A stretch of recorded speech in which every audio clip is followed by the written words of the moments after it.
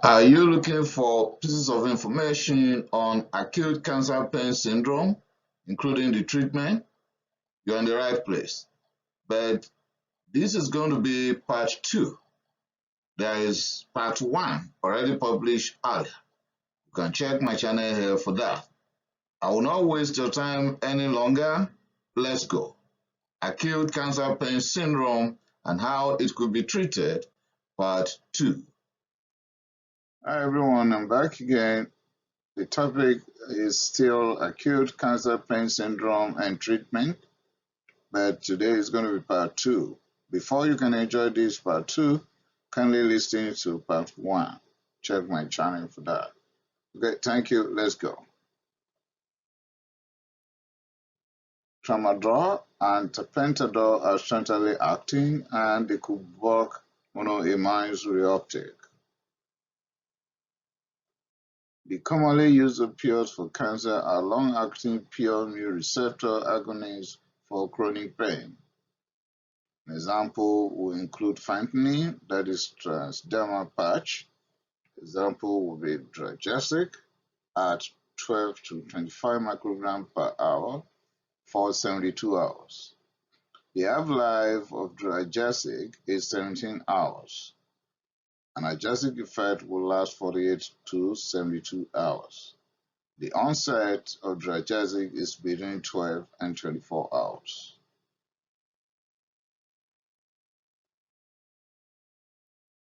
Another example is hydromorphone.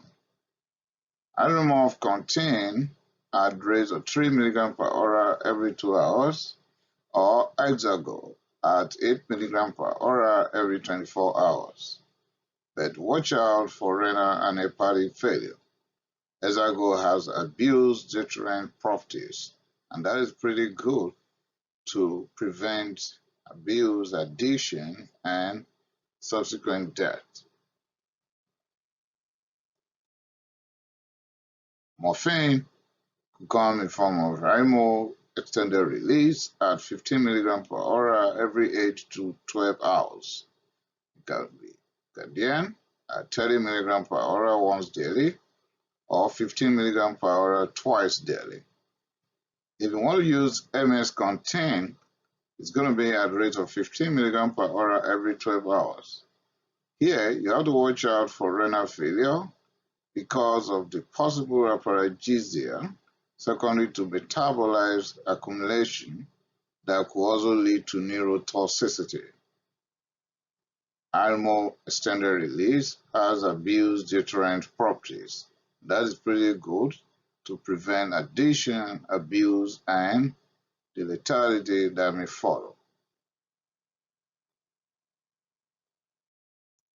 Hydrocodone will come in form of a singular extended release at 20 mg per hour every 24 hours.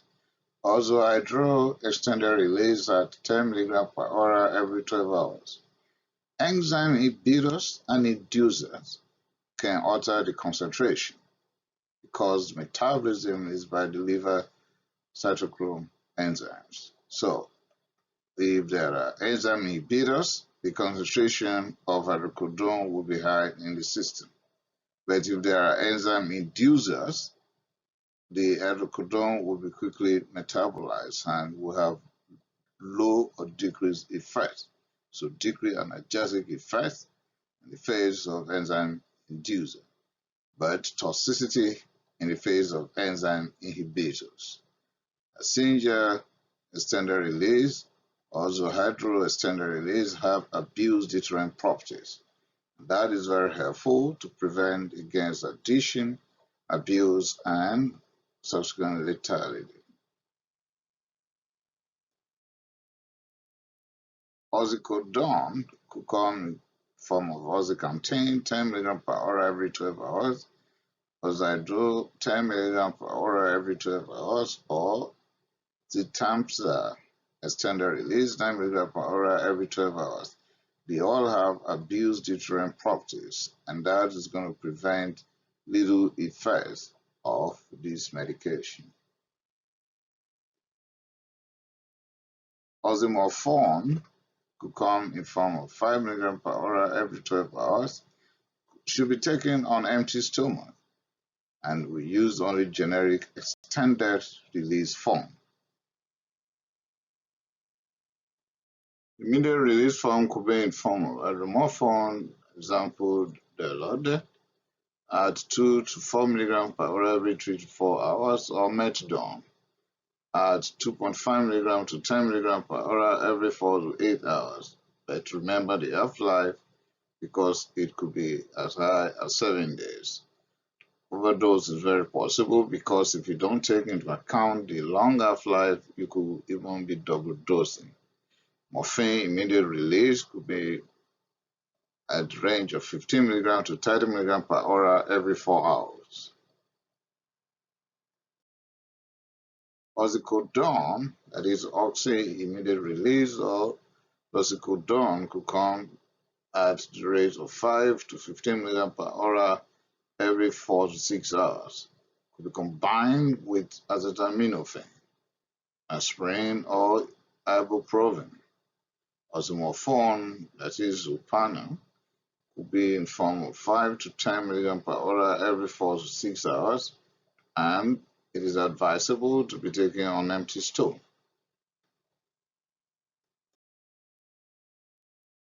Parenteral preparations could be fentanyl sublinase, 25 micrograms to 50 micrograms intravenously or subcutaneously every 1 to 2 hours, or infusion intravenously or subcutaneously. Acetaminophen, that is dilaudid, at rate of 0.3 to 1 milligram intravenously or subcutaneously every 2 to 4 hours, or intravenous or subcutaneous infusion. Methadone at 1.25 to 5 milligram intravenously or subcutaneously every 4 to 8 hours, or morphine, Infomorph at 2 to 5 mg intravenously or subcutaneously every 2 to 4 hours. Oxymorphone at 0.5 mg intravenously or 0.5 to 1.5 mg subcutaneously every 4 to 6 hours. These analgesics could be combined, and that's why I put it simply as combinations. In case of Percocet, there's a combination of oxycodone and acetaminophen. Channel 1, 2, 3, 4, we have codeine variable concentration with fixed concentration of acetaminophen and caffeine. For example, channel 1, we have 8 mg codeine, channel 2, 15 mg, and so on. Tramadol, we have tramadol with acetaminophen with fixed tramadol concentration at 37.5 mg and acetaminophen at 325 mg. Apple test, we have apple tramadol at 37.5 mg and acetaminophen at 325 mg. The pyridine is less useful, and someone will ask me why that. The metabolite that is known as pyridine is very toxic. There's likelihood of tremulousness, that is quivering, and the individual could go into delirium or even come down with seizures. Tramadol or tapentadol are centrally acting. It binds mu receptor and monoamine. In other words, serotonin and norepinephrine reuptake are blocked. Buprenorphine is good for the treatment of opioid addiction and also for treatment of chronic pain. Butrans is an example. It's a patch with either 5, 10, or 20 micrograms per hour. Buprenorphine buccal is also available, given daily or twice daily. Rectal formulations are available. Morphine, for example, could come in 5, 10, 20, or 30 milligram suppositories, while acetaminophen could come in 3 milligrams suppository and oxymorphone at 5 milligrams supersatory. PCA is patient control analgesia. You can check my video on this. I made a separate video on PCA. Please, I'm not going to waste your time going over that right now. Just kindly go through my channel and you're going to get that and listen to it. If we have given these good medications and we are not having good responses, in other words, good medication, highly potent ones, within the acceptable dosage, yet poor response, then something is going on. And the next thing is we should ask ourselves, is this as a result of cancer progression, or we're dealing with new fracture somewhere that we've not even diagnosed, or are we even dealing with neuropathy and we're giving only opioids? We're not likely going to get out of it. So we're going to add adjuvants like tricyclic antidepressant, amitriptyline, or nortriptyline, and I will choose nortriptyline in elderly people. And we can go for anti-epileptic drugs. Then we can go for antidepressants like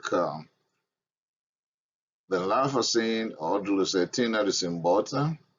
You can even use calcium channel blockers and gabapentin or pregabalin. Is this fibromyalgia? Then why are we giving opioids? It's not going to help.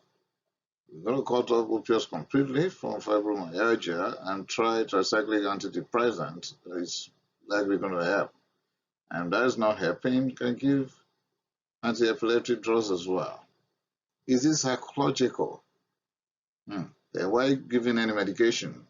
Other adjuvants or opioids would not work with the psychological. Is this individual seeking narcotics? No matter the dosage, no matter the potency, the individual will still come back asking for it. Okay? Is this even non-cancer pain? Oh, wow. Maybe there's opioid diversion here. You are giving this patient, and when you turn your back, he or she stuffs it somewhere in the pocket, somewhere that you can't even imagine, and they go out to sell it. Is that shocking? It's possible. Or we are dealing with someone with dementia who could not even tell exactly what the situation is and whether he or she has taken medication or not, or whether he or she is even feeling pain or not. That might be the problem. Or we're battling with delirium here. Okay? The acute confusional state. Someone is confused. Okay? So we need to go over all these possibilities. If we think we have given our Adderall, we've given MS-Contain, we've given fentanyl, and the patient is still in pain. Unfortunately, we don't have the device to detect pain level right now. And it has become the fifth vital science because all the time we ask patients whether they have pain anywhere in the body. Still on poor response. Is this a psychiatric condition? If not, we'll be dealing with toxicity or side effects of the medication in someone who doesn't even really need it. Okay? Or has this patient developed tolerance? At that stage, we will have to increase the dosage before we could get the same effect. Or toxicity. That is an ironic situation, right? You can have hyperalgesia even for giving morphine, nausea, delirium, or sedation. Patch adhesive failure. Maybe it has not been perfectly fixed to the cutaneous or the skin, or impaired peroral absorption. Are there any other problem along the gastrointestinal tract? Is there ascites or renal failure or anything? And the absorption is impaired. So you are loading with the per aura, but the absorption is impaired, so it's not going to get to the circulatory system and the effect will not materialize. Or you are giving intramuscular medication in somebody who has edema. Yeah, it's just going to sit down there and bind to the tissue. Or you are not aware about the lipophilic status of the medication you are giving. So if it is highly lipophilic and you are giving intramuscularly, you're not going to get any results, or you get very low, but or you get any. So it depends on the absorption that is going to lead to effect. So the pharmacokinetics and pharmacodynamics of what we are giving will be taken into account here. If for a response, we should check high metabolism. Example is hepatic enzyme inducers. Maybe you are giving these medications and then you are combining it with strong enzyme inducer like rifampicin. Now, somebody is on TB management or any antibiotic reason that rifampicin has been prescribed, shooting the hepatic cytochrome P450 enzyme out, and you are giving medication that is going to be metabolized by the same route, then you are not going to get effect. Delivery devices should be checked. PCA, the pump, subcute line, the IV lines, check the needles, make sure everything is in order so that we don't unnecessarily increase the dosage. Just rule out all possible causes that may not be related to the potency of the medication itself. Okay, the medication appears not to be working, or you've given many medications and they are not working, apparently. It's generally cause. So go over my presentation again. Check and check and check and check until you get to the root of the failure. And once you're able to get that, correct the failure place. Go to the root and correct it. If this is a result of psychological problem, then why not giving psychological therapy? Okay. If you think surgical intervention will help, why not inviting the surgeon or send a referral? Okay. You can add non-steroidal anti-inflammatory drugs, and you can add adjuvant analgesic like tricyclic antidepressant, like anti-epileptic drugs, calcium channel blockers, venlafaxine, duloxetine. Now the list goes on. Treat side effects. Why that? Okay, it might be because this individual is having side effects now, and that is discouraging. Because of the side effects, he or she is no longer interested in taking the medication and might not be telling you the truth, but you can also, from history, be able to get the fact that this person has started developing side effects, and that's why he or she is not taking the medication. Okay, you might change the route or the form of the medication. For example, if it's fentanyl patch, you might decide to use sublingual tablets, buccal film, nasal spray, and so on.